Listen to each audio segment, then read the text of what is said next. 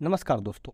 जैसा कि हम जानते हैं कि 20/7/2015 को एनसीएस पोर्टल यानी नेशनल कैरियर सर्विस के नाम का पोर्टल प्रधानमंत्री नरेंद्र मोदी द्वारा लॉन्च किया गया था, जिसका उद्देश्य था कि रोजगार चाहने वाले को आवश्यक जानकारी प्रदान करना जो उसकी योग्यता, स्किल और रुचि के आधार पर सही करियर विकल्प को चुन सके।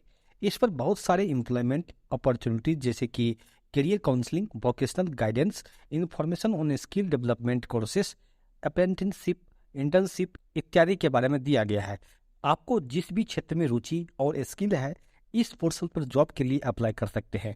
यदि स्किल नहीं है तो आप ट्रेनिंग ले सकते हैं। यहाँ ट्रेनिंग के लिए पेड और फ्री दोनों सुविधा उपलब्ध है।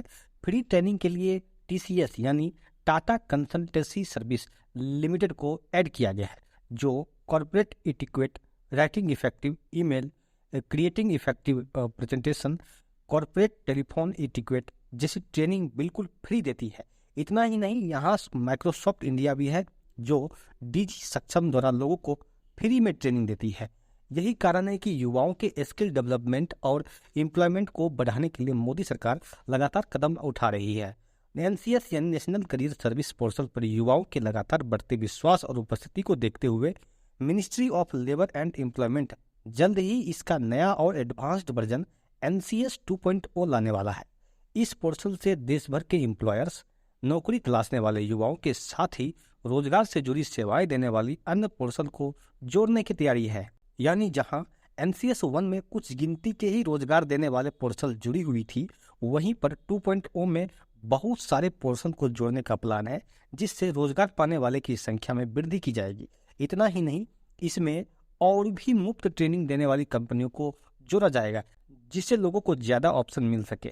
नेशनल करियर सर्विस मोदी सरकार का मिशन मोड प्रोजेक्ट है। इस पर युवाओं को रोजगार संबंधी कई सेवाएं दी जा रही हैं। स्टैंडिंग कमेटी की रिपोर्ट में मंत्रालय की ओर से बताया गया है कि वर्तमान में नौकरी की तलाश करने वाले करीब 2.9 करोड़ युवा एनसीएस पोर्टल पर रजिस्टर्ड हैं। इनमें से 47 लाख युवाओं ने इसी वर्ष रजिस्ट्रेशन कराया है। 8.5 लाख एम्प्लॉयर पोर्टल पर है।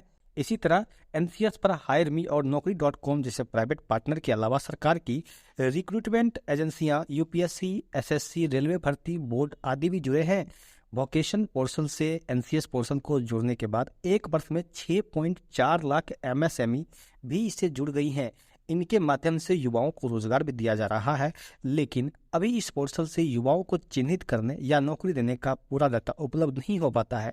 हालांकि 1.27 करोड़ की वैकेंसी जरूर पोर्टल के माध्यम से डिस्प्लेड हो चुकी हैं। मंत्रालय द्वारा समिति को बताया गया कि एनसीएस पोर्टल पर वैकेंसी प्रति महीने बढ़ती जा रही हैं।